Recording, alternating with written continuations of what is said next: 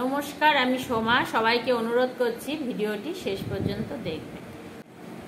সারাদিন ডিউটি করার পরে শরীরটা যখন ক্লান্ত, ভেবেছিল একটু বিশ্রাম নিই। সেই বিশ্রাম নিতে যাওয়াই যে তার শেষ যাওয়া হবে সে তো তখন তা ভাবতেই পারেনি। সেই ঘর থেকে যে সে লাশে বেরোবে সেটাও তো সে জানতো না। সে গেছিল একটু বিশ্রাম নেওয়ার জন্য। হয়তো চোখটা বন্ধ হয়ে এসেছিল, তখন জানোয়ারগুলো এসে তারপরে অত্যাচার করে। এদেরকে মানুষ বলে সম্বোধন করতে পারলাম না, মানুষরূপী জানোয়ার। তা না হলে একটা মেয়ের পরে এভাবে কেউ অত্যাচার করতে পারে? কতটা কষ্টই না পেয়েছে সেদিন সেই মেয়েটি, কত যন্ত্রণা নিয়ে শেষ নিঃশ্বাসটা ত্যাগ করেছে। কোনো মেয়েরাই কি নিরাপদ? কোনো মা কি পারবে তার সন্তানদেরকে বাইরে চাকরি করতে পাঠাতে, ছাড়তে? কেউ কারুর কর্মস্থানেও নিরাপদ না। আজ যখন মেয়েরা নাইট ডিউটি করবে, তার মায়েরা বিছানায় শুয়ে প্রহর গুনবে আর দুশ্চিন্তা করবে, ভাববে কখন সকাল হবে, আমার মেয়েটা কি নিরাপদে আছে এখানে?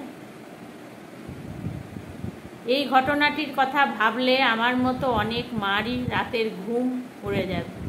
বিছানায় শুয়ে যখন এই ঘটনাটির কথা ভাবি তখন আর ঘুম আসে না চোখে।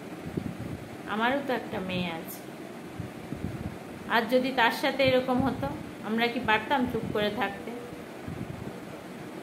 তাই মহামান্য আদালতের কাছে এই দোষীদের কঠিন থেকে কঠিনতম শাস্তি চাই।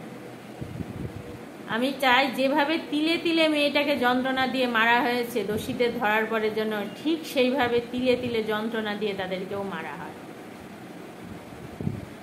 এবছর আর স্বাধীনতা দিবসটা পালন করতে পারলাম না।